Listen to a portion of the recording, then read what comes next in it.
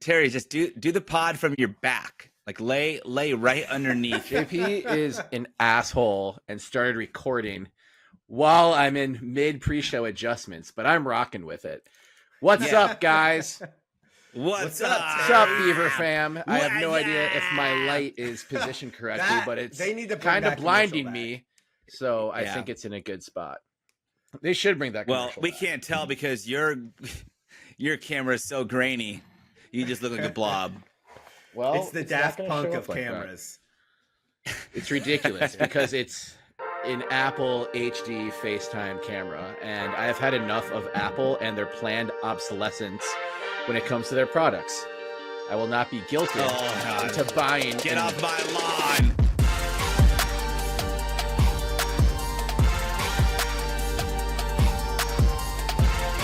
My own HD webcam, and there should be a perfectly good one attached to my computer already. I'm just sick of it. Well, that's their AI stuff to come out. Hold on, there actually are kids on my lawn right now. Hey! Yeah. Just kidding. Are you doing lawn work? I'm cool. It's lawn work season, and I have been out there breaking my back. I'm not doing anything as cool. I'm still, learning from the playbook that you two have set forth, but yeah, we're out there. My playbook this year, since February, was designed by ChatGPT, which just scours the internet for random information, and some of it's helpful. All information you could have gotten if you stood on Google for 45 more seconds. No. What a time saver. I've tried to follow Google for what's wrong with my lawn, what am I doing wrong, what am I missing for the last 6 years, and every single time it pops up a new problem that I have to address the next year. And this time you could have just gone to like a local I garden shop and been like, I went "Hi, full comprehensive there are people ChatGPT who know things," and it made my lawn so lush. I mean, I'm talking walk around barefoot like you're on the most fluffy carpet in the world, lush. It is incredible how good my lawn has come in this year. But I'm still playing, patchwork games with it because the dog and birds. Yeah, man, we've had birds this year. I mean, birds will fuck your shit up. Yeah, they're like maybe eating worms, which worms are there because the lawn has healthy soil. Yeah. But man, they're leaving holes like the size of a dime in the middle of our lawn because they're like plucking out these worms. So I bought, what I bought? This is so funny. I feel very tacky, but it's very effective. I bought 2 like plastic owls that are sitting now. That works. That shit works. In my lawn. Do they hoop? No. One of them, actually, I almost paid for this upgrade. It had like a head that would rotate, but I thought it would scare the shit out of my dog. That would scare. And there'd be so many times where you'd come home at night forgetting that it was there and then just be like, "Whoa!" Yeah. I mean, like, I don't understand. Maybe it's just for realism, but the beak of this thing, it's a 2-pack, of course. Like, I just overkill. I have 2 owls now sitting near my lawn and fake owls. And the beak is like as sharp as like a real owl's beak. And so maybe that's the thing that like birds look for. But today, I put them out last night. Today, no birds. Last night, great footage of my dog seeing it for the first time and slowly creeping up towards it. Lola is not a fan. I don't even need to be there to know that.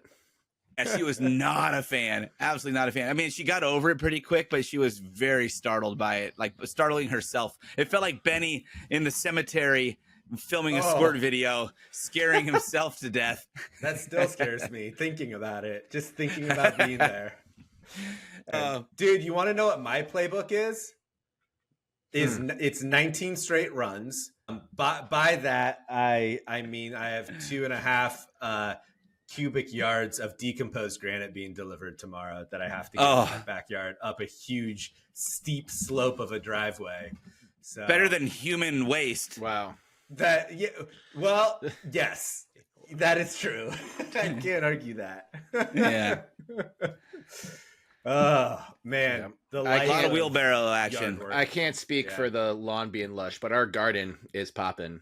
Even Dude, before send this, pictures. I will. I'll send some tomorrow. I had a Oh, I've seen very some. ripe. I follow and the del- official Instagram. If you follow the story of a house that the gardener in the household, who is not me, curates, but had a very ripe, very delicious raspberry from our raspberry bush just over an hour ago, and it was delicious. Oh, careful with those.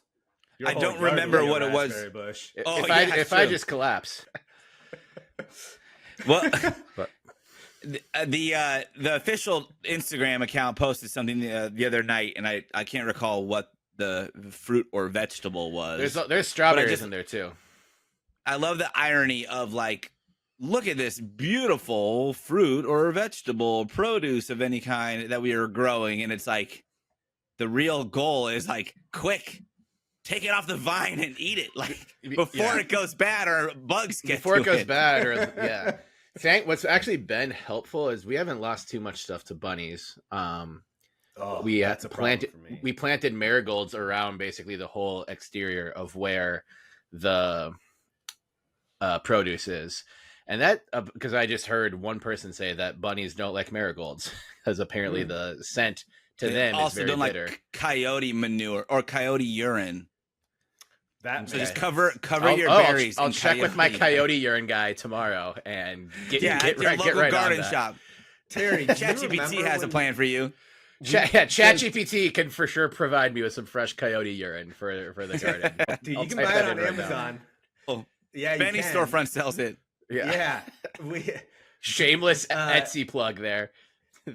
Terry and I were walking back to the Airbnb from your house, Oh, JP, and dude, we I'm still saw, scared. Like Talk about three things that we're still big scared of. coyotes. Oh yeah, There was a pack of like 9 that just big. followed us for 3 blocks. Benny I've and I seen, like- ran the last block.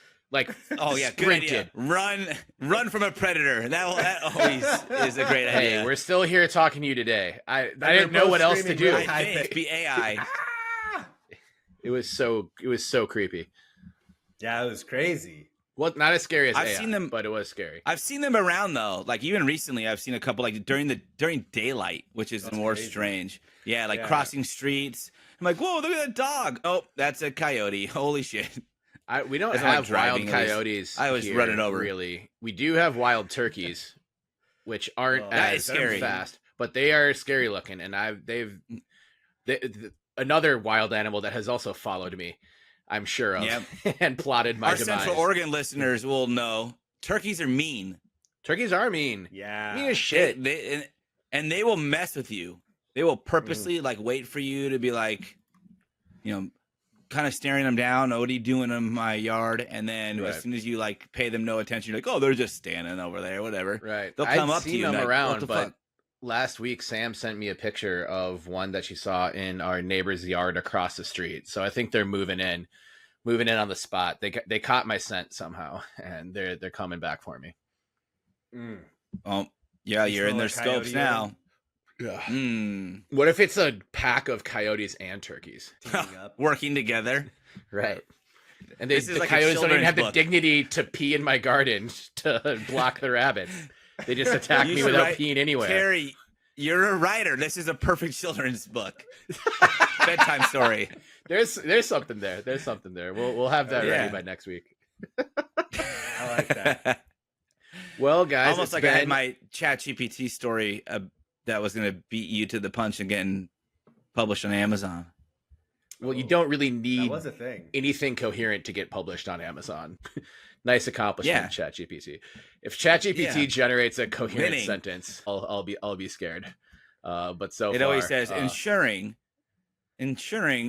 superlatively something. It's always that's the same. If you ever want to know if something's written by ChatGPT, it says ensure and ensuring hey, a lot. the and it always last creative uses- writing class I taught, I some caught a adverb. kid. I told them, don't use ChatGPT in this writing class. I'll know. And I'm sure a couple of them got 1 or 2 by me, but I did catch a kid. He was a good writer too. It broke my heart. What did he say? you know? It was so obvious because he's a kid going to law school now and was like a good writer. And I think just like we sat down and had a chat with him. I didn't fail him. I didn't end up failing him. I made him do the assignment again, but he was like going to law school, smart kid, good writer, and then just turned in something. It was like, it wasn't insuring, but it was like, okay, he's used this word to start every sentence. None of this makes sense. I was like, hey, Brendan, shouldn't flame him, but his first name's Brendan. It's a large language model. That was the first paragraph for it. And I was just the like, start of every paragraph. Like, and just was use the time excuse or whatever. So, but yeah, I was, if he had been a dumbass all semester, I may have been like, yeah, it's at least got a little bit better, commensurate with ChatGPT getting more sophisticated, of course. So I have to relate this back to at least me in college, and I'm curious about, really, is there really a good or evil here? Because when I was mailing it in for an assignment and I was like totally checked out, done, like I don't really care, I'm gonna at least pass, and all I need to do is turn this in, write this paper or whatever. Dude, there were so many times where I was just like regurgitating everything in the book, but like using a thesaurus for most of the words, or using my brain to be like, how can I say this in my own way? What percentage of words do you remember using the thesaurus on? Well, not a book thesaurus, but like a digital thesaurus. Sure, yeah, like you like Google like digital thesaurus synonym for. But your brain is still doing work in that sense, JP. Not really. I mean, not entirely. I'm just copying. You're still doing the work, like comprehended it. Well, you're still not supposed to copy and paste shit into. Well, I wouldn't copy and paste. I would type it like verbatim and be like, all right, well, now how do I write this in my own words, or at least different words? That's good for your brain. Different words. I mean, maybe, but also, yes, it is. So is critiquing and prompting a AI prompt. But he didn't critique. What if you were like, I want a story about rabbits and coyotes and marigolds scaring them? Yeah, write it for me, and then you're like, okay, you proofread it, and you're like, this is good. Change this part. It's not make good. It sounds classier. Trust me, it's not good. It's actually gotten pretty good, Terry. It's not. It's gotten pretty good. It's not. Use it for gardening stuff, though. That is, curating a list of how to do. Creating a to-do list is different than creating a creative narrative using storytelling elements and dialogue and plot structures and character development. And you're in you're in an intro to creative writing class. Go home and do art, and you'll get an A. It's not, hard. You just I was in a creative writing class. I was like in a women's studies class. That's my point. Was it better or worse or was it the same that I just essentially regurgitated what was in my text? Better. I'd say it's better, but also I'm not saying that also the same. The world of not the same. The world of academia still had plenty of problems before ChatGPT came around. So I'm not going to be the person throwing ChatGPT completely under the bus, or AI in general. But I would argue that laziness in any academic pursuit is not ideal. But also putting things into your own words is a good exercise for your brain. Well, let me tell you, it works in school. Yeah, but you're not lazy in everything you do. Like, even like you can fuck up one class. AI I fucked up more than lazy in everything you do. Oh, I fucked up a lot. If you say write a story about coyotes, turkeys, and marigolds, and don't do anything, and then turn it in, that is being lazy. Especially in a class that's calling you to not be creatively lazy. I wouldn't probably have used it in a real creative writing class. No, I probably I don't think you would. In this real world example, it was a creative writing class. And the kid who is smart just said, hey, do this assignment for me, computer. And I caught him. And I hope he's not doing that in law school, because I think I'd be even dumber in law school, because more things will fall through the cracks. I think utilizing the tools that you're availability is a smart decision. I'm not saying the outputs are always the smart outcomes, but it's a smart decision. You got to reward them for that. That's not the argument you're making, though. Ingenuity. I am right now. That's ingenuity. I think schools will start. What this kid did and what you're using, the example you're using isn't ingenuity or even creativity. That's just using someone else's work to get some item off of your to-do list. Well, he didn't just copy it out of a textbook and paste it. Benny, what were you saying about schools are going to what? I think schools will start embracing it. And I think creative writing is an interesting use case. But if you know how to use ChatGPT for math or science, or how to source information quickly and efficiently, because there's an art to using There is an art to using it. And I think like schools have tried to fight it. I would be the last out of all of us to know this, but like it seems like schools should start teaching how to use it in like the right Well, it's reclaiming. The academics want to reclaim the technology, and I mean they should. But also, speaking of math and everything else and other daily utilization, so we went to brunch on Saturday with Funky Paul Molina and Katie the Goat. Oh, nice. And this was like one of the things I hadn't ever done, and they hadn't seen, but I knew it could do it. So as we get our bill, it was one check, and I took a picture of the bill as Funky Paul Molina was holding it. So it was upside down on my phone. And I typed into ChatGPT what we ordered, like what my family and like our portion was. And so what's our bill with, tax and tip or whatever, and 20% tip. And it literally in seconds was like, here's how we do the math. And now here's what you owe.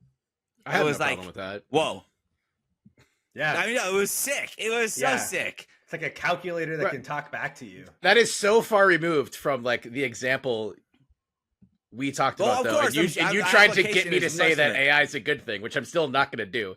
But completely different than a kid committing plagiarism in my class versus, hey, it got you to pay a bill quickly. Those are two completely different. Were you the guy on YouTube that came after our short about using ChatGPT to rank teams off of the butterfly effect of how and who and what? But I'm sure we are like-minded on a handful of different issues. What did that guy say? I gotta find it. I was like, "Yo, bro, relax." The ChatGPT was gonna ruin the world, end the world. And in the case of college football, the original BCS was essentially shitty early ChatGPT. And they're like, well, this is what the computer says. Miami, Florida again. Now I can't find it.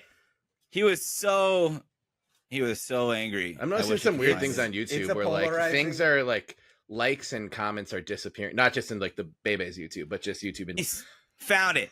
He said, no, you shouldn't be advocating for AI to do a goddamn thing. It's already going to have to be outlawed to a degree because of dumb shit like this, which was me saying, I would love to see what it ranked teams. What? Did you trace the IP address of that comment to Tuscany, Italy? Yeah, we did. Dylan Walzer. I had him there. The burner account. Yeah. Nice try. Nice try. Yeah. I had a good rebuttal, though. This was honestly one of the most superficial and harmless ideas for AI applications. Dumb, probably. Shit, nah. It wasn't shit. Nah. It's a good idea. I still would love to know what it said. I actually looked into it. I was trying to with the College World Series, I think it's done now, right? Yeah, Tennessee. I'm pretty sure it's done. Congrats to the Vols, I suppose. Yeah. Orange, baby. Yeah. Orange. This is their first one. But I tried to find like an API or anything that would I could output just like an entire spreadsheet of every single statistic for the college baseball season, like game by game results, box scores, player ratings, if they were playing or not playing, and who was starting. For sure, some analytics department. It's got to have what you were. Well, yeah, it exists, right? But you pay a large sum to access that data. That's not easily accessible yet. Yeah, but I was really trying to be like, I'll just take this and feed it all in. Fortunately, yeah, I did not accomplish my goal, no problem. I still want to know using that for more accessible statistical literacy. Yeah, it has tools. There's nuance to everything. I think it will be what creates the rankings for college sports in general. It will, right? Because if you look at there's no reviews.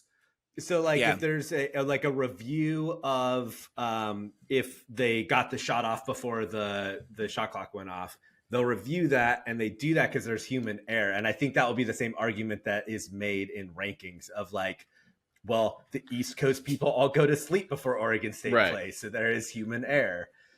know? Well, And and even human error is judged by humans when they're trying to correct a human error, and not to say that they don't get it right as frequently as they do, as they don't in real time. Sometimes the human error is the rules in place that allow you to not correct certain human errors, like we see with eligible to review plays and ineligible to review plays. But and not to mention like reviewing anything or just like, you know, considering hard data, there's still a margin of bias. And not to say that AI is without bias. I think it's been proven that some models very much include bias. But I think that the ultimate goal is to have an unbiased intelligence.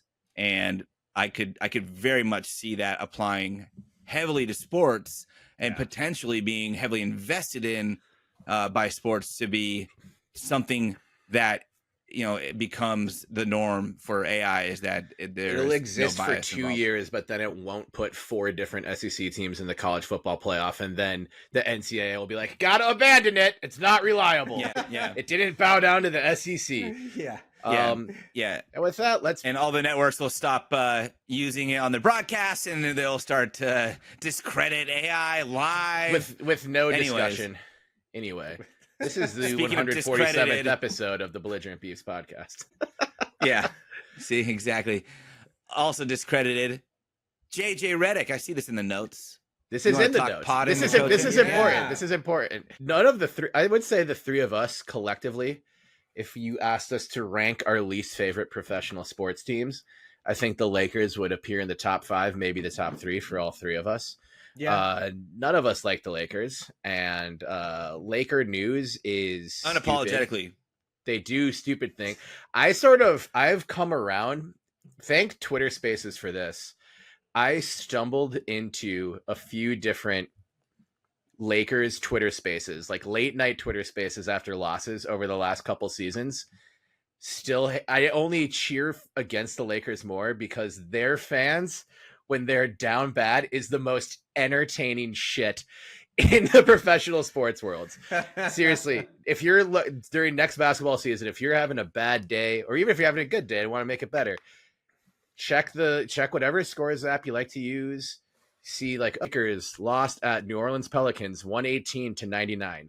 Find Late Night Lake Show on Twitter or X. I guess we're finally only calling it X now. And find that Spaces, and then just it's candy for your ears.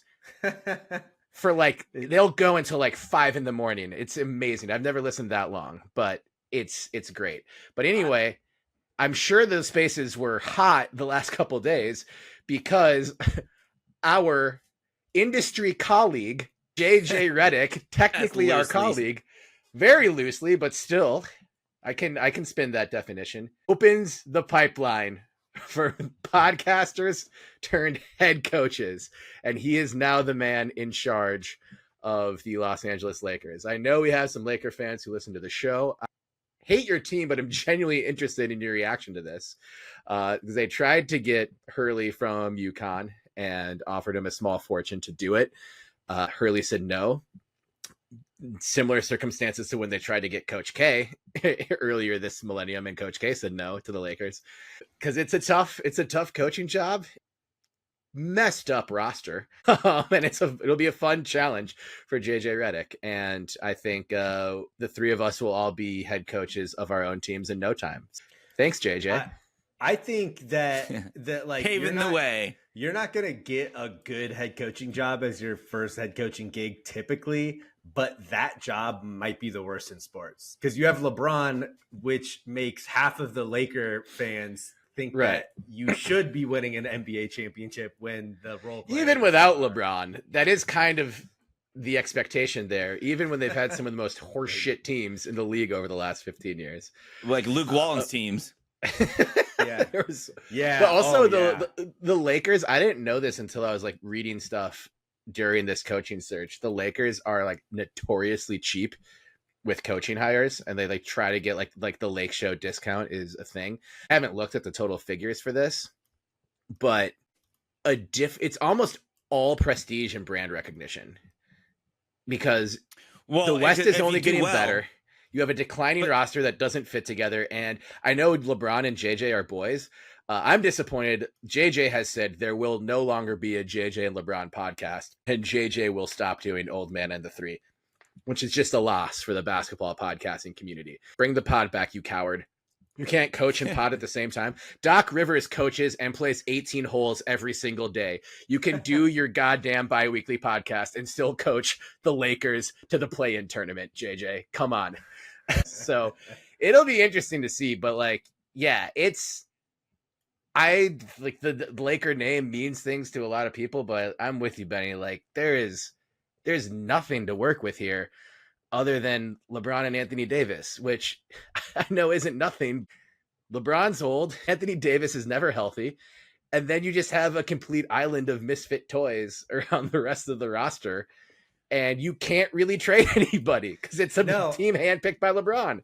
And the not the expectation, but the general like sort of consensus is that LeBron and Anthony Davis should be playing like Kobe and Shaq in their peak time. So yeah, that seems like it's a I mean, if you absolutely blow what the true expectations are out of the water, then you just meet the expectations of the fans. Yeah, there's no patience. But here's where I think there's the lure of Los Angeles and the Lakers, especially with their history of winning for a coach, is no coach is going to come in there and be like, I am underqualified to figure this out. Because if you do, you're dead in the water the minute you believe that. So right. Usually coaches take jobs like that, fully believing in themselves and their abilities, and they should. But the thing that's weird about the Lakers jobs ever is the promise is if you win, you're a legend and the world is your oyster. If you lose, you're in the same situation that you were before becoming a coach here, and that's you're not a coach for the Lakers. Yeah. But the part that I think they're missing, and all these young coaches that are going to LA are missing, is no one has left the Lakers and been more successful. Yep. So it hasn't been a good launching point. It hasn't really helped anybody. Parlay it somewhere else. There's no recognition that comes from it. You're either a Lakers legend or you're a Lakers forgotten. And when you're a Lakers forgotten, your odds in the league the rest of the time are very slim. So maybe it makes sense that JJ did this, because maybe he's like, making a I'll take a shitload of stab money at podcasting. Yeah, worst case, I'll come back to podcasting and make as much money as the Belligerent Beavs do. Yeah, that's worst case. That's, which is still a pretty good case. You know what? We'll start talking about Oregon, like actual Oregon State shit. But I was thinking about this today. This will be my last thing on this. The Blazers have the chance to do the funniest thing possible right now. So the Blazers have funny. I haven't said it yet, Benny. Okay. It is widely speculated, and I don't know how much truth there is to it. We're recording this on Monday night, June 24th. The NBA draft is on Wednesday. And it's to the point where, like, I'd say more than half the mocks I've looked at are, like, in quote-unquote insiders. Some are more inside than others. But a lot of people are just saying the Lakers are going to use their last pick, 55 or 56, of the third or fourth to last pick in the draft, on Bronny, LeBron's son. The Blazers have multiple second-round picks before the Lakers. And several picks before that. Why not use the 40th pick in the draft on Bronny James and then just send the most batshit asshole trade offers to the Lakers, who will be trying to get him for the rest of the summer?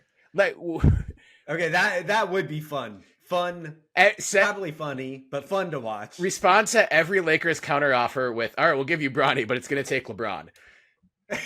Or, okay, LeBron wants to play with Bronny. All right, we'll give you this, and this for LeBron and Anthony Davis, and they can play together in Portland.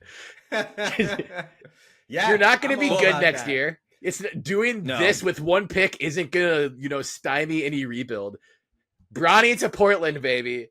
Come on, make it happen. Make it more funny where the Blazers trade like all of their second round picks to trade down for like the pick right before the Lakers, and then they Right. pull If it you off. can maneuver that, then that's even better. Yeah. Honestly, why not? At this Yeah. point, Yeah, why not? Fuck them. Yeah. And when they ask, why'd you draft Yeah. Bronny James? You can just honestly respond to fuck them. Yeah. Fuck the Lakers. Yeah. Yep. The I'm for NBA has that. gotten too chummy. I want more pettiness and more hate between teams. I agree. I But can't this- wait for when a team from LA plays Toronto this year. That will be fun. Ooh. That would be great. What do you think? What are you more interested in, Benny? Toronto at LA or LA at Toronto? Toronto. Well, does Drake go to away games? I know he goes to a. Yeah, ton. he used to. I don't know if he's going anymore. He's definitely not going to LA. We'll see. That would be fun to watch. Yeah, after the concert on Juneteenth, he's definitely not going to LA for a while.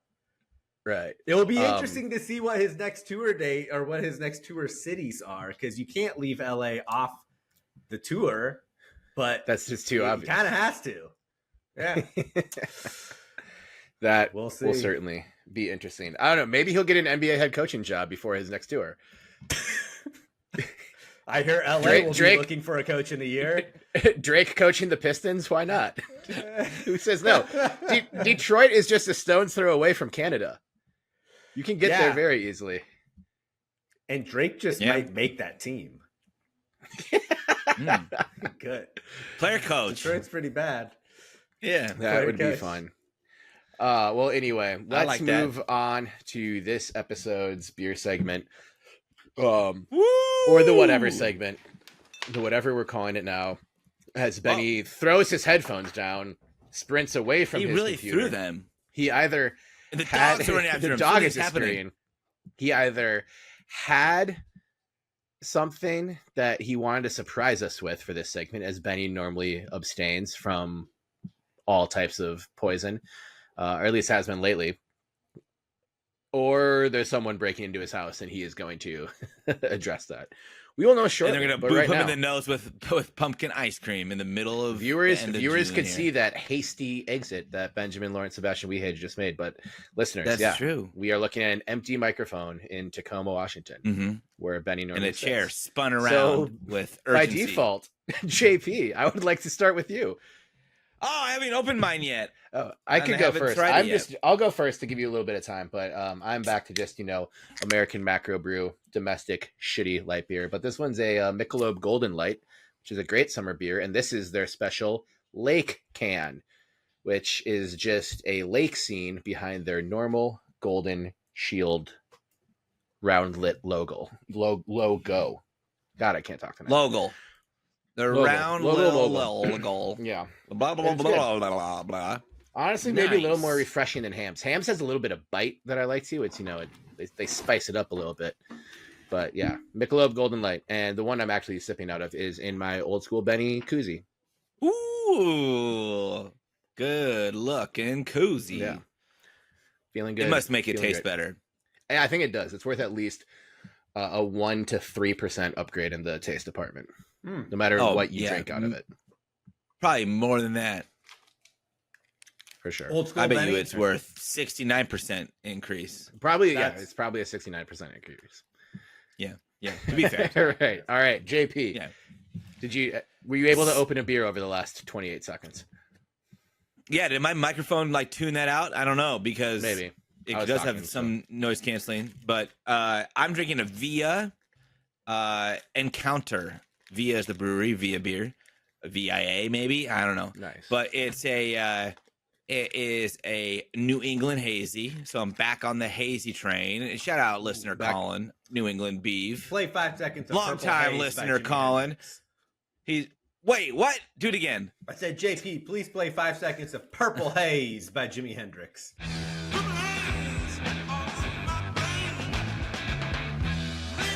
Watch him play Purple Rain by accident. No, I'm not. But you shout out to listener Colin. I mean, it's a New Colin's the England man. beer or New England beer, and he's a New England Beav, and like he says, he's the self-proclaimed. But I'm sure it is confirmed that he's the top Beaver fan in New England. Confirmed, it says on We his confirmed X it. profile. Yeah, it was probably us who confirmed it. Yeah. So it's been a while since I had a New Fully England hazy, and I endorsed figured by the Belligerent Beavs might as well Podcast. show some love. I'm showing some love. So this is VIA beer, which is the name of the brewery, is I guess based It's in probably Portland. VIA. It's a microbrewery in Portland. Well, VIA all capitalized, so it's hard to say. But this beer is okay. The Encounter IPA. I'll read a little description off of Untapped. It's a blend of higher alpha and lower alpha hops, delivering a dimensional experience, integrating classic orange and tangerine notes of lime and green fruits. The body is opaque and very creamy with a sweetness that nicely suits the style. None of that resonates with me. Maybe that's how it's supposed to taste. Not to say it's bad, but I don't know what that all means. And to me, it's okay. When they say green fruits, is that like a lime? Or like but they said lime. Definitely not. They said notes of lime and green fruits. Show me another green fruit and I'll show you an unripe fruit. Yeah. Kiwi. Yeah. Okay, but that's like on The the interior is inside. green. Well, then watermelon, the outside is green. Is that a fruit? Watermelon? Yeah, I feel like I heard some argument about it not being a fruit. It has Melon being seeds. a Apples have seeds. yeah. yeah. And so do Or oranges apples. and bananas because they're all fruits. It's a fruit. Mhm. Like pepper and tomato and pumpkin. Did you know that a pumpkin was a fruit or that a tomato was a fruit? I mean, I knew the seed inside is like the broader rule, but The there tomato have been thing I've arguments. been aware of, and I think that's, something that's between me and God at this point, what I believe in the tomato fruit vegetable debacle. Did you know that a fruit, watermelon and it is green. technically the world's largest berry? Oh, Okay. give up those raspberries and put some real berries in your yard, Terry. Yeah, be a I'm man. I'm putting it in raspberries. Oh, there you go. Anyways, Nice. I know we're not cheersing yet, but I'm still going to. And this one is for the Say Hey Kid, the GOAT, Willie Mays, Yeah. who passed away this week. Cheers to Willie. Today, the we can Giants cheers even to did their first home game since he passed away, and the entire team is wearing 24 for the That's game, dope. which has been retired for decades. So That is kind really of cool to see on the field again. Yeah, For sure. for sure. Cheers, Willie. Benny, I'm not sure if you have a vice or not, but you are eating while unmuted on the pod again. So why don't you? Was it picking it up? Just crunching down. some It is a sweet quality salsa microphone. nut. It picks up everything. Yeah. Oh, that is like the loudest food possible. Nature's Yeah. Valley bar. Yeah. It's not even like a chewy bar where it's like Oh my nice and God. like soft. It's just No. hard nuts. No, it's not. Yeah, It's not soft Yeah, at all. like just crumbs galore. dude. Oh my Yeah, God. I that can is- see the crumbs on your microphone. And on my Yeah. lap. I gotta like get to up. find a challenge in the Nature Valley bars though. Whenever I open one or open for a kid, I'm always like, how can I limit the crumbs? Like not make any new ones and not spill any that are already somehow broken inside the wrapper. And it's fun. It kind of makes it like enjoyable, more so than even eating one is the feel like challenge of trying to. That's You don't the have to hold daddest your shit head you've upside ever. down Yeah. and eat it. No, just no lengthwise no the crumbs. whole thing at They just once. stay in the wrapper, and then you just are able to dispose the wrapper. Depending upon your waste management services, you could recycle or trash it, but Or compost it. try it out. This See, one's actually there's still pretty crumbs good. in there. No, it's pretty good actually. There's no crumbs in here. Usually they sound like a rattle. What is that? I like this. This should be your vice. Is just a snack of the week. A snack of the week. Well, I was gonna say I wouldn't do call it a something to vice, but I did go in for a ketamine sesh on Friday, and I think I did maybe a little too much. It was like I was holding onto my seat like I was going Mach 7. It was, Shout out Brandon What? Cooks, Mach 7. Yeah. I felt like Yeah. Brandon Cooks. And if that's how Brandon Cooks I knew- feels, then he has earned every dime of his paycheck. Yeah. Because it was. I felt like scary. myself for a while, and then I felt like Brandon Cooks. And that's when I knew I took too much. Oh man, I got stuck in this loop of like I was a plastic figure, and there was like those claw games where like Yes. I felt like I had gotten picked up by a claw, and that was You just have my been life. chosen. You That was must just my go. Because you don't think that you're under the influence. You're like, this is real. Yeah. You do think it's real. Whew. Wait, It was Benny, I scary. have It is real. before we all I- cheers to Willie, I have a question. Yeah. You got up with a lot of urgency. Was Yeah, that just to get a Nature Valley bar? I had to pee too. Like really bad. I was Drink a expecting pick like in a while. either like Benny has something special that he forgot for this segment specifically, or someone's literally breaking into his house and threatening his life right now. Watch And the I'm running tape towards back. the problem. YouTube users, watch the urgency and sincerity of which Benny gets up out of his chair and throws down his skull candies. When That I was a going up man the with a stairs- plan and something to do. When I was going up Yeah. the stairs, I was like, Yeah, if I had a you beer, know, I'd come down with one because I to did leave pee and hastily. get some granola. So Yeah. all right, well, macro brew, micro brew, and Nature Valley in the air for the say hey kid. San Francisco Giants great, Minneapolis Yeah. Millers great, Orange and Black Yep. great. And when the story is when he got called up to the New York Giants, Mhm. he didn't want to leave Minneapolis. One of the reasons he said, of course, was that he wasn't ready, but he was batting like 390 in the minors. He was didn't- destroying. And But because the other aspect was he really liked Minneapolis because he was well accepted. Him and his family were well received, and he was worried about going to a bigger city with Right. all the discrimination. So I wrote about this, it was a while ago now, pre-COVID, but he also didn't get that many games here because they actually scheduled pretty smartly back then and had the Millers on the road for their like first 3 to 4 series of the year, just because they're like, there might be April snows and stuff in Minneapolis. So he only got like 2 or 3 series at old Nicollet Park.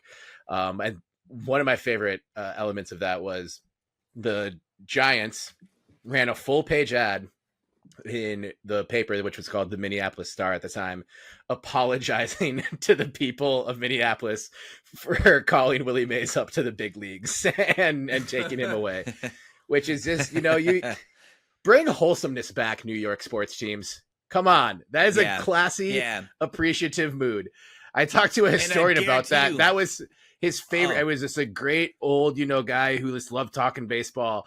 And that was the thing he fixated on. And he was like, I still have the paper at home. I could have brought it with me. And oh, sick. especially for I a guarantee Midwestern Willie had town, a part in that. He probably I'm sure he asked did. Yeah. the organization to He be was like, give them I something feel from bad me leaving. on my way out. But yeah, in the Yeah, next time you guys are here, I want, because the Twins minor league team, which has been around for a while and has only been affiliated with the Twins until the recent, like, sort of reshuffling of college football post COVID, or college minor league baseball. Minor league It's a college. baseball. It's primarily a college football podcast. Sorry, but in the museum at the St. Paul Saints Stadium, just across the river, there is an exhibit to when Willie played for the Minneapolis Millers, and at the same time that for the Dodgers, Roy Campanella played for the Saints, and there's a really cool sort of big photo of the two of them together playing in the cool. minors against each other. Cool. So Are they shaking over a river? Like they are not. They're shaking. It might be over home plate. It's hard to tell. What I found out the other day is that the owner of the St. Paul Saints is the son of the guy who did the kill. Son of God. He is the son of God. He is the son of the guy who did like Burn the Disco albums at the Chicago White Sox game. No, it's the same guy. It's not the same guy. It's his son, I No, thought, because same guy died. His father was the owner of the White Sox, Right. And then he got a job with the White Sox and did the Disco Sucks night that turned into a riot at Comiskey Park. Oh. And then his like big second, the documentary on Netflix is called The Saint of Second Chances. Yeah, It's that is very good. Yeah, it is really good. Right. I think his son might be in waiting to take over the Saints, but And now, fun franchise. Now the Portland Pickles are the St. Paul Saints of minor league baseball. Shout out They to are. the Pickles for having the first Shout out Summer League baseball. Yeah, having the first THC product sold. And for having a Pack 2 night. They reached out to us. Yeah. And to let us know. They're like, we're having a Pack 2 night. And I don't think any of how hard to fly to Portland for a Summer League baseball game, but I should have prioritized that. Yeah, they have. It was like their opening fun night. nights. It was on June 6th.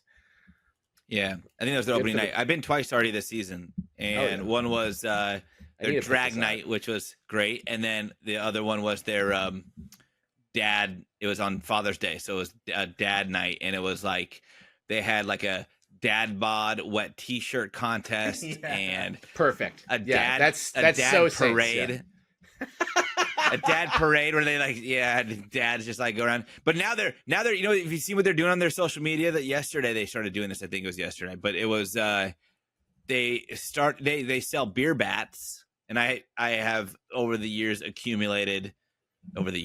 last 2 years accumulated 3 of them because I keep forgetting to bring mine back and just refilling it, and then instead I just like, I'll just buy a new beer bat. And I've become like the Santa Claus of beer bats at Pickles games, because I'm just like, hey kid, you need a bat, because there's lots of kids like playing baseball around in like the grass near the stadium, and I'm like, you need a bat? We're leaving. Here, have my beer bat. You can play with this tonight. And like I'm just like giving them all away. But they were like filming all these people who were trying to challenge their beer bat chugging contest. And there was like dudes chugging it in like 7 seconds. Yeah. And I think it's like easily like 30 plus ounces of beer. And then there was a guy who drank it, and the first gulp got caught in his throat, and people were like, "Oh!" He ended up finishing it, but it was probably scary for him for a second. Yeah, that would be scary. Yeah, imagine dying at a Pickles game from trying to chug beer out of a beer bat. That is the most American way to die, I would say. Is there a better place? Yeah. Is there a better place and a better way to go out? Than Walker Stadium? I don't think so. Well, I'll tell you where we're going. We're going to the next segment, which includes actual Oregon State sports talk. Whoa! And thank you, JP. Ta-da. You're welcome. Well, I thought that was a good transition. College, so I had to give you Oregon State's baseball season is in the rearview mirror, and college. The college baseball season is now officially over. Congrats again to the Tennessee Volunteers who beat the Texas A&M Aggies. I have to say it twice. Yeah, but I think A&M is pretty far down in terms of SEC teams for me. They might be the least. Not that their baseball team has ever harmed me, but just in general. We don't need to get into the story of the guy in all Texas A&M gear in Amsterdam insulting Wu-Tang Clan to me again, but that happened. Right. So that is the sole reason why. So that's a fair reason. I'll say it today. The Vols are orange, and I am generally amused by Peyton Manning and his hijinks, and he was there in Omaha saying Omaha a lot, and I think that's fun.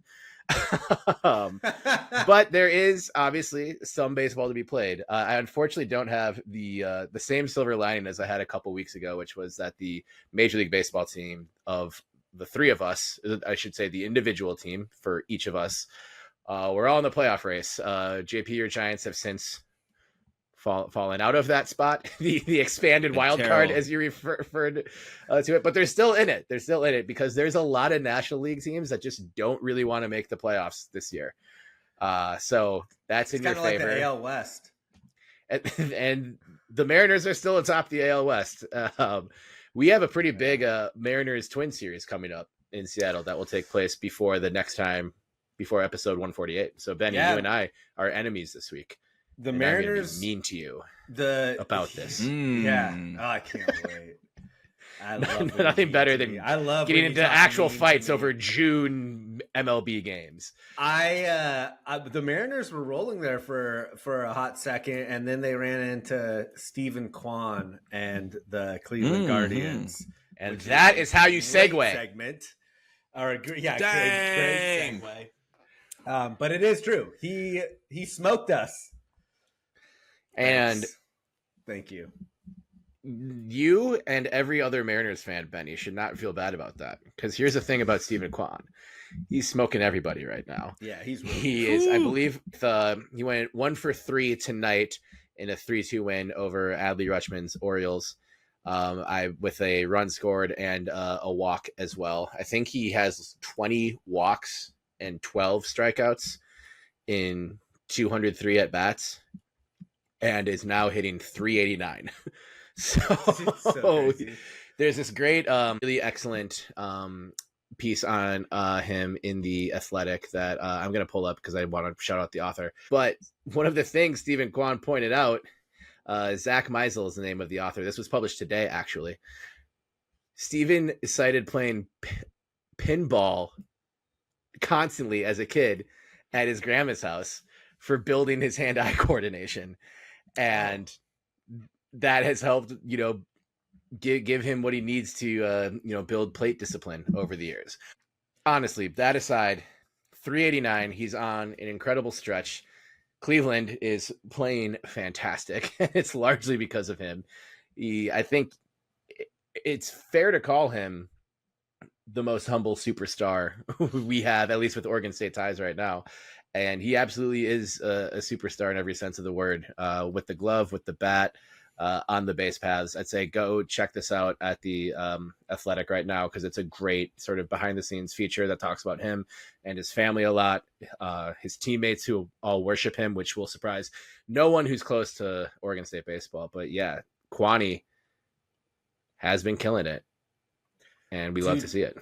Remember when Jacoby got into the big leagues, and it was like, I mean, for good reason. It was, and he won everyone free tacos.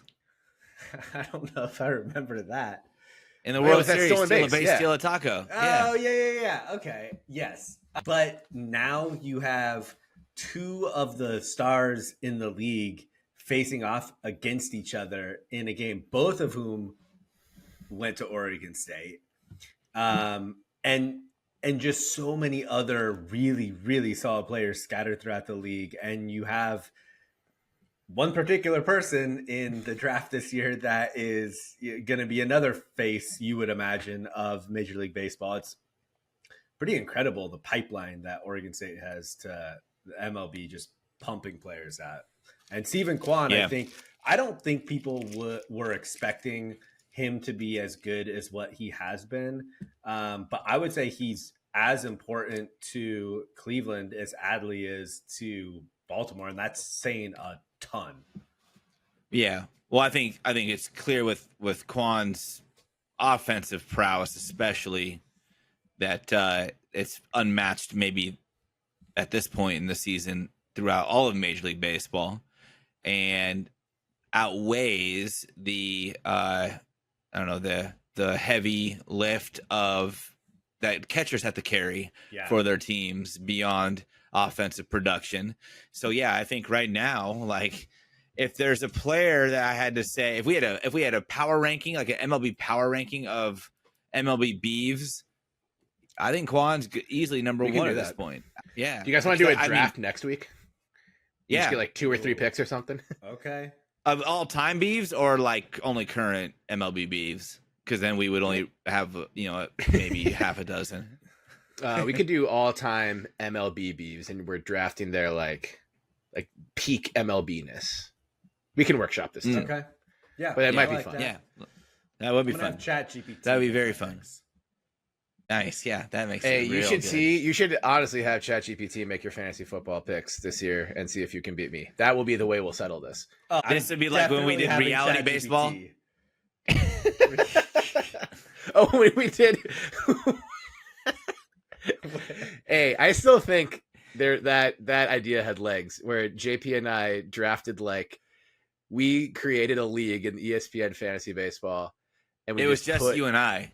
it was just me and you in the league, but we each had like 5 teams, and we were like, let's pick what like the 10 most interesting teams, and we drafted their actual roster, and we wanted to see which reality team was the best fantasy team.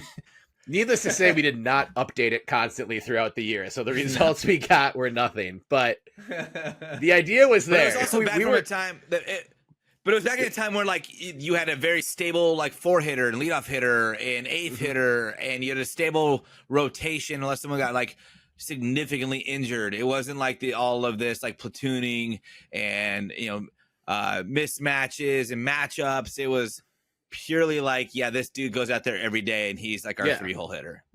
So if you put him in your fantasy baseball team, what happened to Benny? Benny just disappeared again for real this time, but he'll be back. Wow. Yeah. Like if you put him in your fantasy baseball team, then of course, it was, you could rely on him playing at least like 90% of the time in the position that you drafted him for. It was essentially a more layman's Pro Football Focus applied to baseball before Pro Football Focus was like in the public zeitgeist. I think it was actually around, and those really smart nerds were accumulating data and studying it. They were like, look what these losers are doing. It's a great idea. We should just they do stole this it for from a us. business. They stole it from us. And I mean, I know it goes against my rooting interest, but now with what Kwan's doing, and I know they didn't play together or anything in Corvallis, but how fun would it be if Bazzana joins him in Cleveland? Yeah, but I don't see that happening this year. I don't think. I'm not saying like he'd get called up this year, but like if Bazzana, like Kwan's clearly a huge part of the future, and if Cleveland drafts Bazzana number 1 overall, like we'd see him in the majors. And I don't think Travis Bazzana is going to have a super lengthy minor league career before. So like, I don't think he'll have a slow ascension, but I could see him. I didn't mean that for this year. I just meant having both of them on the same team. Like, oh yeah, totally. I would wherever Cleveland's doing their spring training, like thousands of Oregon State fans would show up. Yep. Benny, we missed you for a second. We're fantasizing about Travis Bazzana and Steven Kwan being teammates in Major League Baseball. Oh, he can't even hear us. No, I can hear you. I just saw your text. Oh, okay. Yeah. I think that I think though that I could see Boz kind of following a similar ascension to what some of these other, because like look, he's going to end up on a team that's going to, well, unless he ends up in Cleveland, a team that desperately needs him. But they also, it isn't like a hole that's urgent to fill to sustain relevance, unless it's like Cleveland, but they're not trying to sustain relevance either. So they're trying to win it this year. Yeah. So I would say the odds are if he ends up with Cleveland somehow, it would be a long time until he's up. Maybe long time compared to what I would expect Travis Bazzana's minor league stint to look like. But if he ends up on the flip side, though, if he ends up at like with Oakland / not a city / eventually maybe Vegas A's, they also would slow play him, even though they have holes, because they have the patience, because everybody just expects them to suck. So they'd try to develop him, see what his trade value looks like, see what his potential looks like, whatever. Anyways, I don't anticipate Travis Bazzana breaking into the big leagues that soon, but I think it'll be like a Adley-esque. Kwan and Willie have this kind of like demand from the fan base. Oh, but it'll be like an Adley-esque demand from fans, whatever team he's on, that are getting impatient and want to see him. And it's either maybe to help the Guardians make a big push this year or next, and this would be nuts, but likely next. Or it would be like with a team like the Reds or the A's, and it's just like fans are impatient and bored of their current MLB level players and want some excitement. So Reds might be the one that's like just mediocre enough that would expedite the process the quickest. Yeah. But who knows? And the Reds have a history of recently pushing guys up quickly, just seeing what they're made of, and not just like sitting on them. Having half of the infield would be Ellie De La Cruz and Travis Bazzana. That would be that would sell tickets for sure. Yeah. And they'd be really good for a really long time, and I'd be very happy for them. Just then Katana Oladapo becomes the best safety in NFL history, which I'd also be happy to see. Yeah. Did you guys see the Reds? Is this a transition to a gridiron segment? Well, Benny has a question in the middle. Did you guys see the Reds fan who ran onto the field and then did a backflip, and then he was in court for it because he ran onto the field the next day, and the judge was like, "Have you seen the internet?" And he's like, "Mm-mm." He's like, "Your video is pretty popular."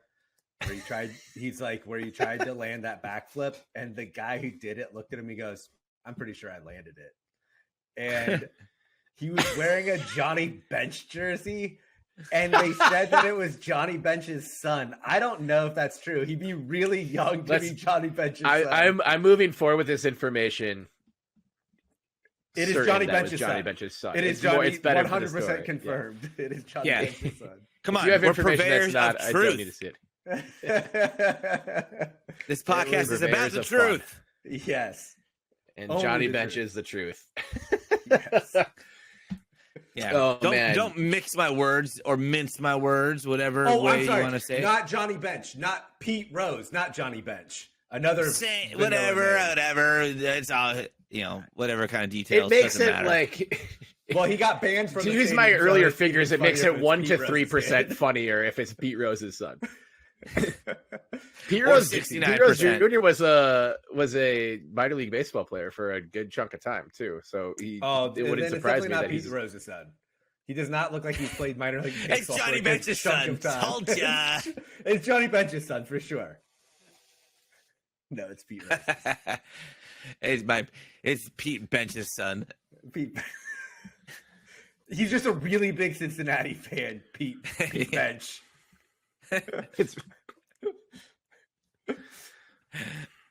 Sorry, that was not as good of a segue as what I had before.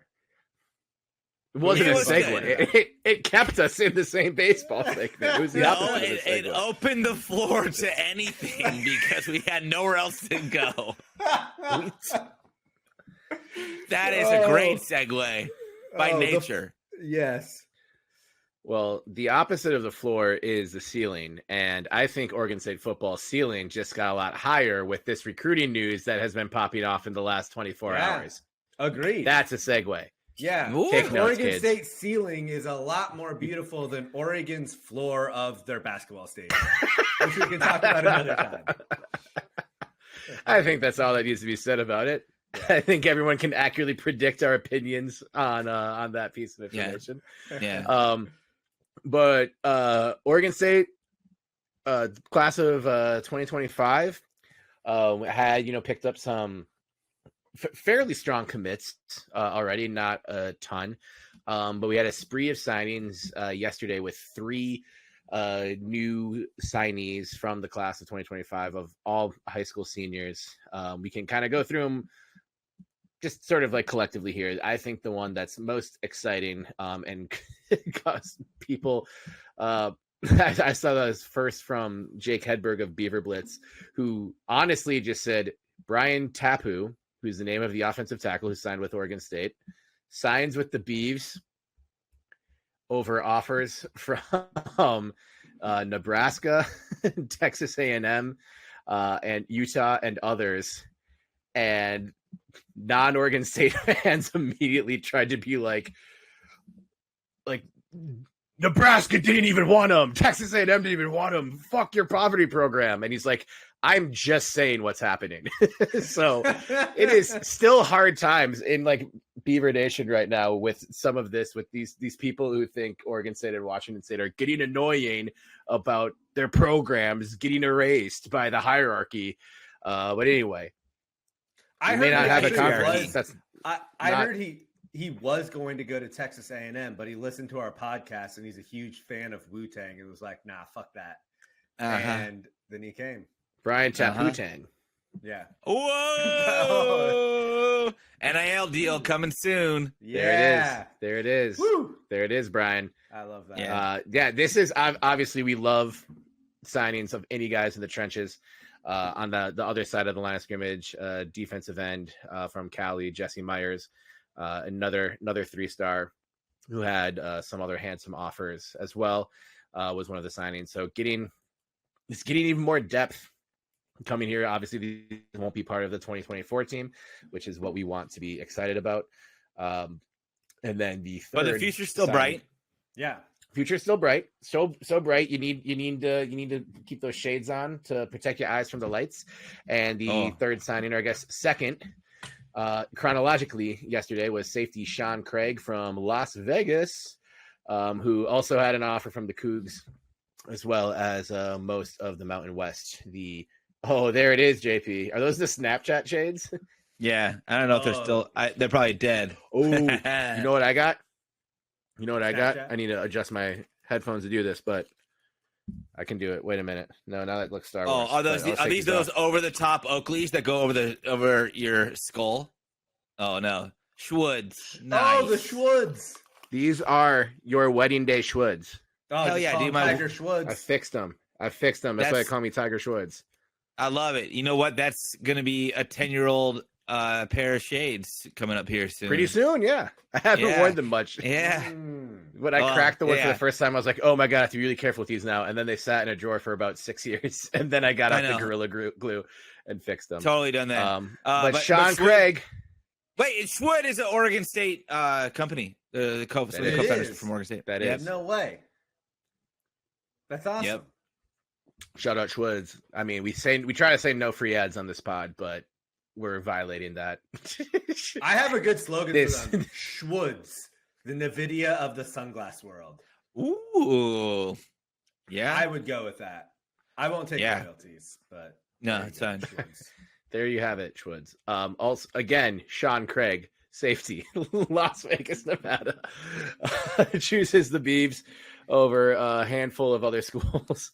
And actually, these sunglasses work considering how bright my Lume Cube is, to make sure that I'm not, just podcasting in the shadows over here. I like that my ringlet looks like pupils in my eyes. Yeah. You really look like Liam Gallagher right now from Oasis with those. But do you see my pupils? Yeah. Yeah. Nice. Those are cool. Yeah. Those are if you envision them as pupils. Now I'm just enamored by it. Oh man. You're missing this if you aren't watching us on YouTube. Honestly, this is quality podcasting. It's like House of the Dragon style pupils. Oh, I haven't seen that, but that's what I'd imagine. What did you say about me? I can do like a lot of like, oh, I'm too drunk. I can do so much fun stuff with this. This is great. I'm gonna keep these on all episodes. There's $1 million idea right there. Yeah. Yeah. You just have to figure out how to monetize it. So Oregon State's class of 2025 now has 8 signees, up from 5, 8 being more than 5. All of them are 3-stars. All of them pretty well recruited. The one before that last week, I'm also on the offensive line.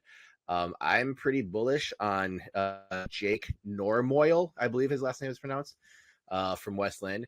He chose the Beavs over Oregon, which we love to see.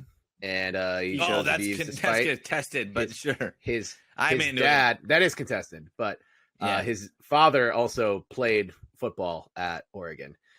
Recruiting sites have the list of Oregon State offer. Yes. Oregon offer. Yes. So I don't know where this conspiracy theory is coming from. Recruiting conspiracy theories is just a part that I'm not going to involve myself in, because that is some real deep, dark doldrums there.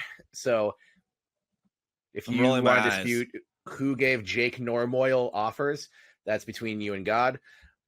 But he is going to be a Beav for now. We know these guys can decommit at the drop of a hat. But right now, it looks like this has been a pretty good week for Bray on the old recruiting trail, which is what you love to see in this time in between spring and fall camp.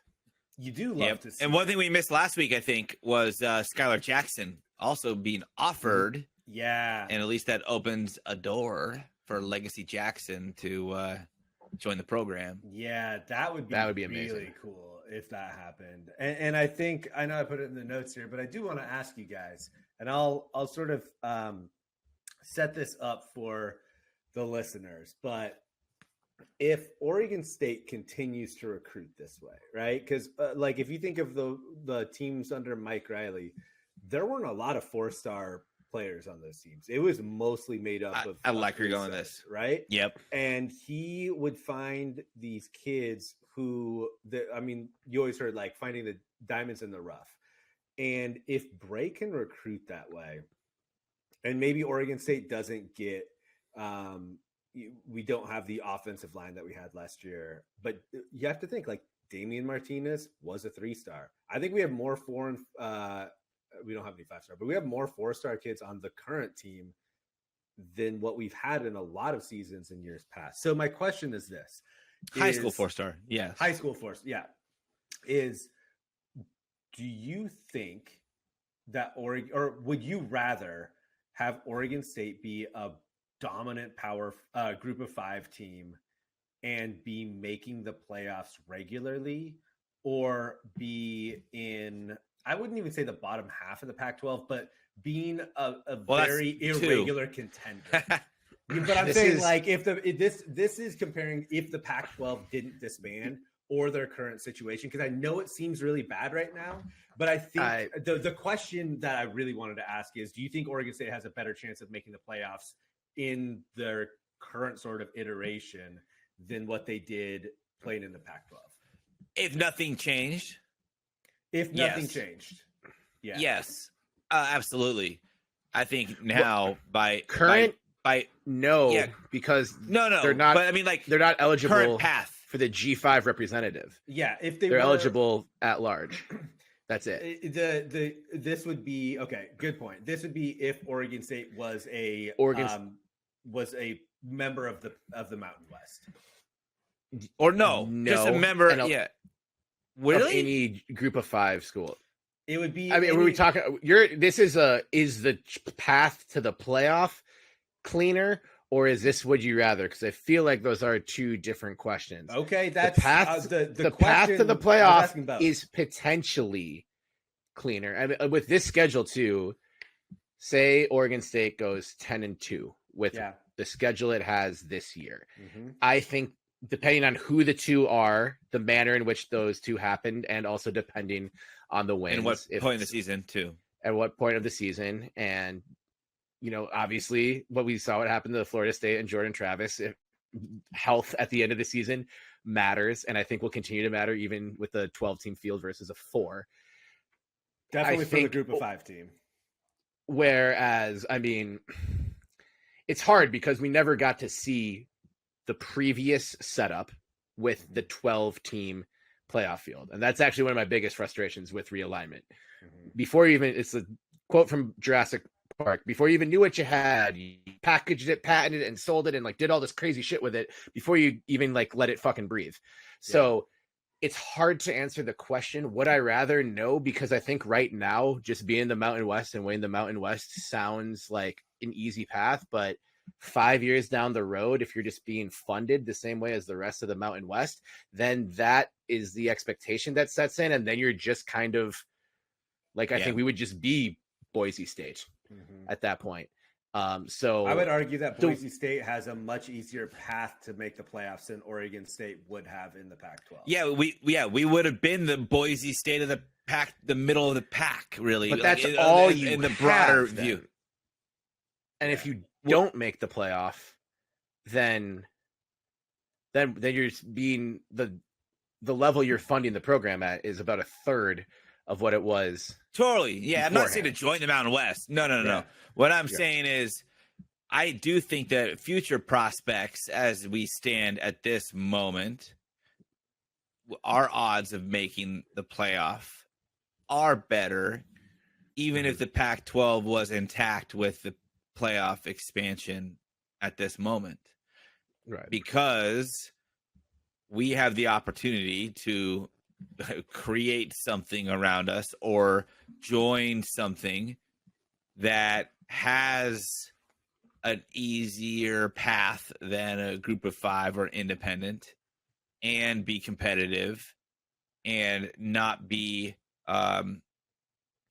stuck in a rut of recruiting and expectations and media scrutiny that we felt, dealt with as a, or overachiever, but like an unlikely Pac-12 champion, or Pac-12 victor or dynasty or whatever. Like we never could have got. I don't think we could have ever got there in the Pac-12 as it was. Yeah, we never got there. But I don't know if we ever could have built for that, because there are so many forces If deploying a narrative that would have hindered us from doing so. And with the introduction of NIL, I feel like that would have almost doomed Oregon State to be.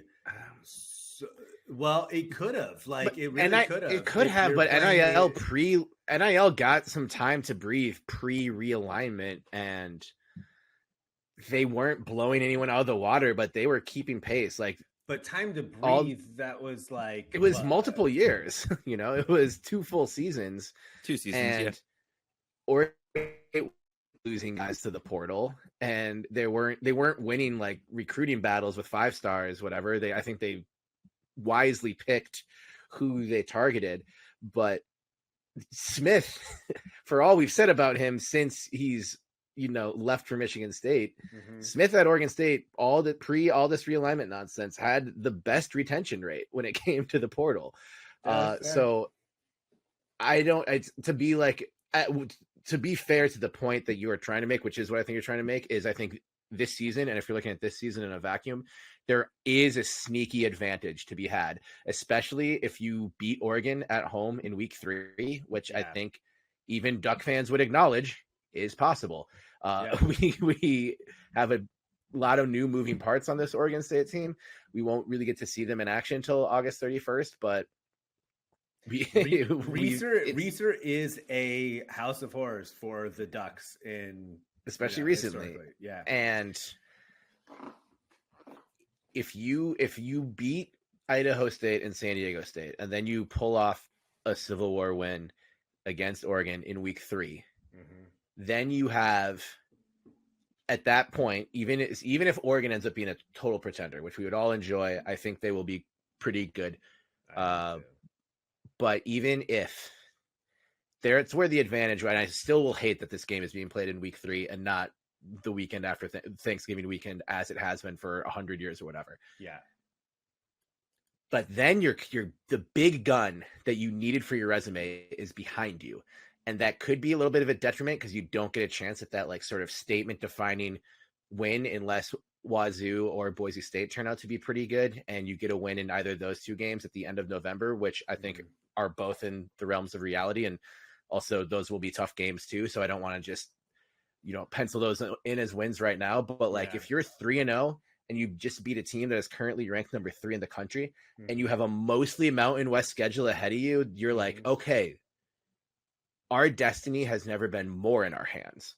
So especially that's not something that will exist forever. It's something that I think exists in this time where we're not a Mountain West team, but we're playing kind of a Mountain West schedule. We have this like war chest of shit. Like, us and Wazoo are trying to figure it out.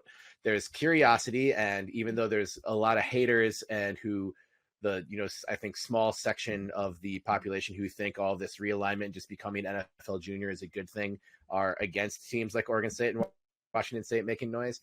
I do think this is a unique, sneaky situation, and there can certainly be a positive spin on it, WeHage.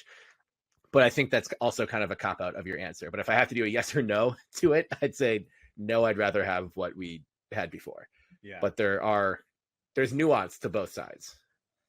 Yeah, I think the path, even if they were to play in the Mountain West, because I see what you guys are saying, where like eventually that advantage that you have from a financial backing sort of becomes not an advantage anymore when you have the same revenue streams. But it would, I don't know. I think Oregon State can just really position themselves by building a new, different brand, and they were in the Pac-10, Pac-8, Pac-10, Pac-12 for so long. I think they have a brand that's a little bit more than schools, other than maybe Boise State. Yeah, they have an advantage, but they have to capitalize on it through the right type of branding and marketing. Right.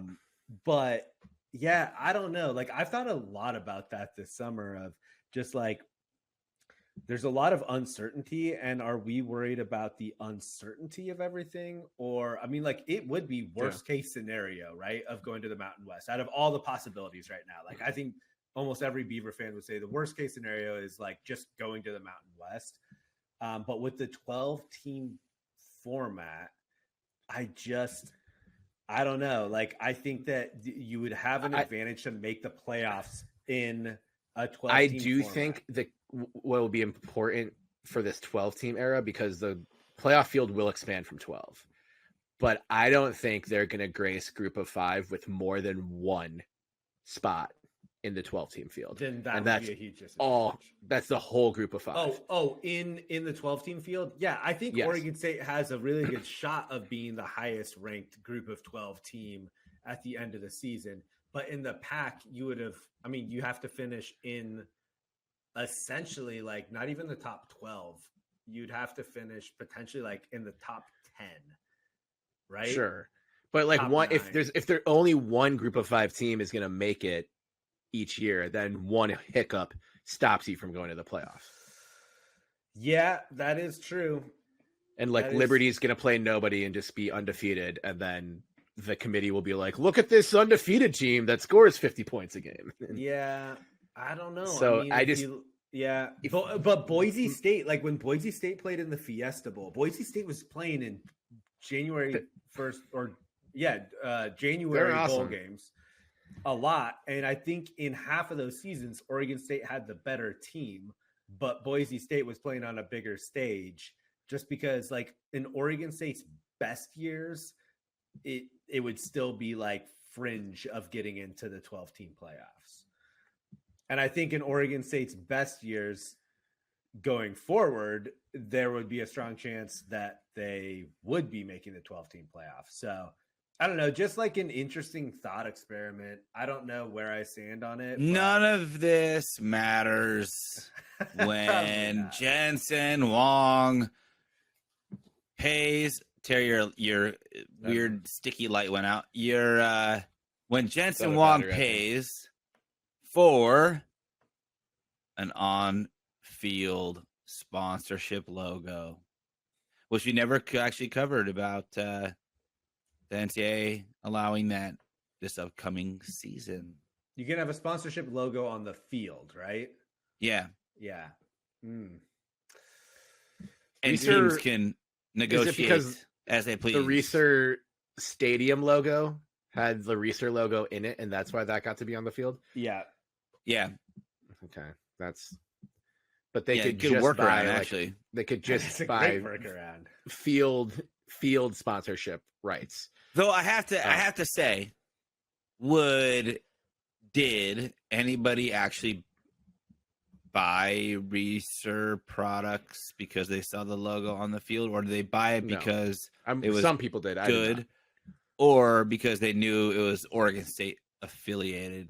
I don't know how well that logo placement worked for the Reeser family or their business, but I would imagine even the same would go for NVIDIA logo. However, NVIDIA would have money to burn and not care what they pay per impression. So, oh man, that could be sweet. That could be very sweet. Oh, yeah.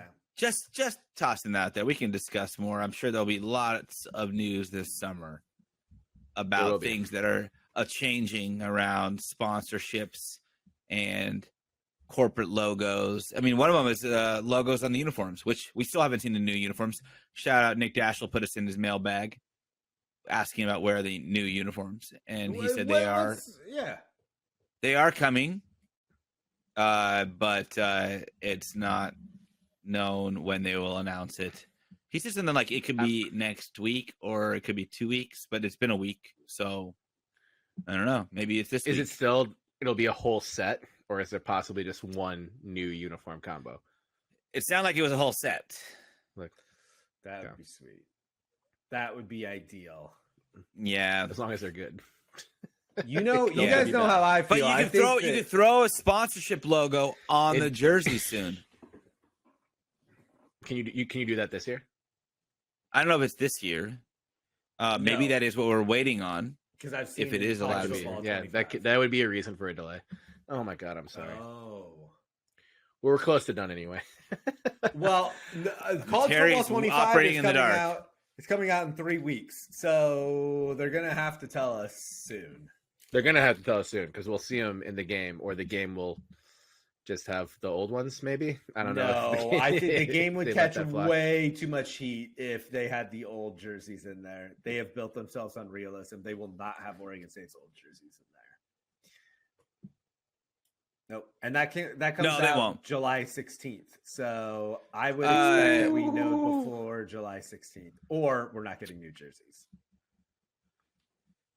Well, no, we're definitely getting. I've actually had two different sources tell us that the new jerseys are real, Are they? and then sick? Nick.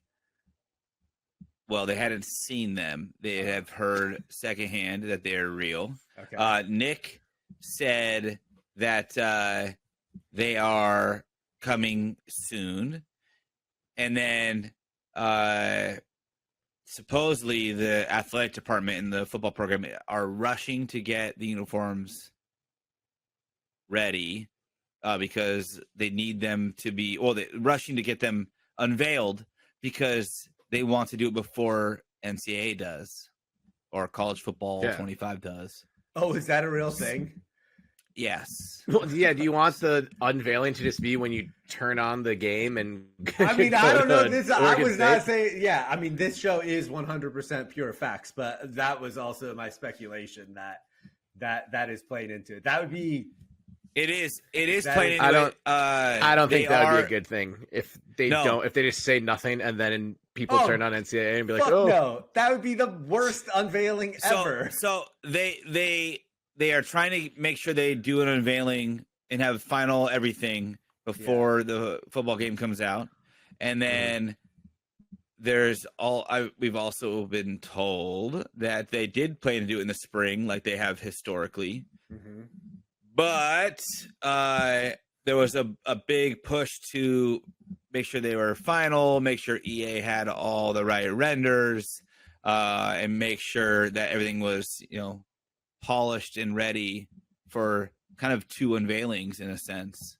And it does start to feel like that maybe this was a rushed or a pushed up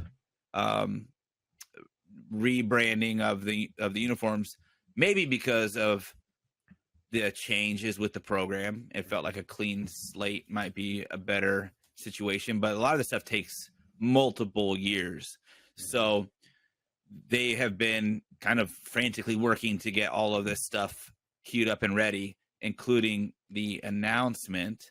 So the only info we have about this is, again, and stuff that we've heard and seen, is it's a modern take with a bit of a retro feel. Oh, So fuck yes. But when I first heard that, I was not excited because I thought they would add like the piping is just like they had in the 1972, right? But like something subtle would be the retro. But if you've looked at a lot of the unveilings lately, they're very plain, they're very basic. But they still represent the brand. Yeah. Like TCU is like a solid top with just mismatching numeral and name on the back font colors. So Baylor's is pretty basic too, that they just came out with. Yeah, there's been a lot of new uniforms that are just like very in the current landscape, pedestrian. But I think that's what a lot of fans are asking for, especially Oregon State fans. Like, don't give us something that's like too storytelling. Just don't give us something that represents. Yeah, just like something that represents us, that resonates with us, that aligns with what we identify with our teams over the centuries that or decades that they played. I guess it's 2 centuries, 3 centuries now. But yeah, heavy, it was a modern take with some retro feel. There were players involved with the development of said uniforms. As you can imagine, those players are no longer with the program because of some of the turnover that it's endured. And that could also be something that's holding it back. But I still envision them coming out this week.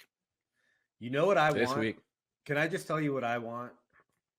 Is that I want the cursive beavers across the helmet, but you could do a little bit of a unique take on that. It doesn't need to be exactly the way that it was back in the 80s. And I want Oregon State written in the same size font above the numbers on the jersey, and then just standard like thick piping, not thick, but medium piping on the sleeves at the bottom. I think if you do, I did like the Giant Killers uniforms they had where they weren't mandatory sleeves for the people who have them tucked in. Oh yeah, but they had the undershirt. They were kind of mandatory. Yeah, I like the undershirt. The undershirt's stripes. Yeah, sweet. Yeah. Yep. I just think rebranding yourself like this, it sounds so silly, but it does work if you do it right.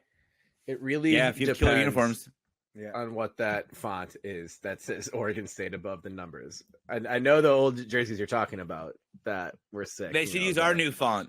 Bangers. Rector Field. Also this week, Oregon State's own Kaylee Mitchell has a chance to qualify for the steeplechase in the motherfucking Olympics. Y'all. Let's go. Kaylee Mitchell finished first in her heat on Monday. Track and field legend. At the Olympic trials in some town called Ugeni or something. Ugini. Eugene. That's a stupid thing to call. Never heard of it. But that's where the Olympic trials are, and Kaylee Mitchell has been dominated, had an incredible heat in the steeplechase, finishing first, and that places her in the final qualifying trial on Thursday. So good luck, Kaylee. Keep killing it. Kaylee has some killer tattoos, if you haven't seen that yet. She's done a couple of them herself, I learned today. Whoa. She's a badass. Damn. Kaylee Mitchell is more badass than the most badass person you know. That's how badass Kaylee Mitchell is. So check out Kaylee Mitchell's tattoos, check out her steeplechase prowess, and be sure to support her on Thursday. And if you are in the Willamette Valley or Portland or anywhere, get to Eugene and Hayward Field and cheer for her to give us yet another Olympian in the Paris. Plug your nose the whole time you're there. Yeah, it is the University of the Butthole, as Yeah. Terry pointed out. Their floor looks like that was those weren't final renderings, by the way. They have new ones that are a little bit different. Still not good, but of course. But Kaylee Mitchell is good. Yeah, and she's going to go to the Olympics and deserves all of the applause and the attention from Beaver Nation and the nation, the United States nation. Yeah, make us proud, Kaylee. Keep killing it. Yeah. Hell yeah, do your thing. And then also on the same boat, it's gymnastics trials in Minneapolis this weekend. Jay Carey will be there. Hell yeah. And so will Terry Horseman. Yeah. And so will I. Mm-hmm. Yeah. Is that the Target better. Center? I'm looking at you with my pupils. You better. Okay, how to make them look like mean? Do I stare in the middle? Or do I go to the bottom? No, turn your ring light slightly up so your your pupils don't get more like slanty. Should I look at you like side eye? I don't think there's a way to make it. That's a good look right there. Yeah. But you that's better. Like the look. When you type in look in your iPhone and it gives you the emoji. You guys, when you spell it LEWK. Luke. Luke. Yeah. Man, we're chuggy. Oh, Guys, we did it. Another perfect episode. Yay! Perfect. Another perfect episode on the perfect amount of topics. Done so in the perfect amount of time. Perfectly on task, perfectly off task. Looking perfect on YouTube. Looking perfect on YouTube with your Snapchat goggles and your ring light pupils. Yeah. Yeah. They're really fun. Nice. I've been playing with them for the last half hour. I know. Down on you. I've noticed you haven't really been paying attention to anything Betty and I have been saying, but that's okay. No, I've been really into this. just really into staring directly into my ring light and moving it around my eyes, and probably need to see an optometrist tomorrow. But no, these are really dark. I can barely see my Mac screen. Well, that man, Terry, you are just a funny blob. pupils who can barely see his Mac screen and barely see me in the shadows of which I podcast. His name is JP Bertram in Portland. That's at the Trial J on Twitter. That's at the _Trial_J because he's too trial to be real. And at JP Bertram on Instagram. And of course, also join us on this fine Monday evening now that he's finished a very hard, crunchy Nature Valley bar filled with nutrients and hot takes. It's Benjamin Lawrence Sebastian Wehage, a.k.a. Benny with the good quaff, a.k.a. Benny Bowl Game, a.k.a. Benny Blastoff, a.k.a. Benny Burner, a.k.a. Benny Bedlam, because he's fucking crazy, folks, a.k.a. Benny Scoops, because he's about to scoop some shit this summer. Scoop those controllers into his hands and start playing some EA Sports NCAA Football 25. Yeah. You know what Hell I'm saying. yeah. And myself, my name, Terry Horseman, at Terry Horseman on Twitter, and at Terrence Horseman on Instagram.com if you care to follow me in either of those places. And follow the show for gosh darn sakes. At Belligerent Beavs on Instagram, Bellig Beavs on X, formerly known as Twitter, belligerentbeavs.com, belligerentbeavs.com/merch, YouTube, for sure, YouTube. Everything that JP is putting into this looks great on YouTube. We have our first take style broadcasting up now on YouTube, where it makes the debates and the topics and the hot takes even more intense than they are when you're just listening to the audio medium. Find us there. We're on Facebook too. We have a TikTok. Things are going on the TikTok. I believe the TikTok is, going as viral as the Hawk Tui or whatever that is. Oh, we're not I just proved hot chuggy is what I just proved myself to be by trying to vibe with the youths and what's hot on TikTok 3.5 days ago.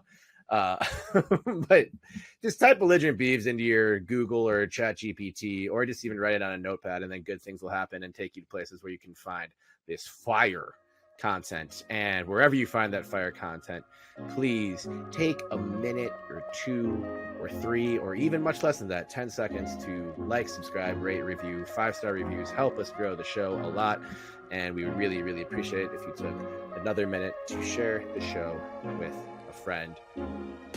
Us in belligerence is at the end of the year, I'm sorry. Your friends JP, Benny, and Terry, and Benny the Beaver, and Scott Barnes, and the whole Beaver family. We love you. We'll be here all summer. We're excited. And Bernice, of course. Fire Bernice merch on belligerentbeavs.com/merch. Thank you so much for listening to this point of the episode. I believe we are no longer obligated to give full seam-headed reads because the college baseball season's over, but go to seamheaded.com, please. And free ads. More important than all of that, remember that no matter what they do, no matter what they say, no matter what they take away, you cannot, and they cannot, spell chop 'em without hope. So, chop 'em. Chop 'em. Chop 'em. And go Kaylee Mitchell. Cheers to you, Willie.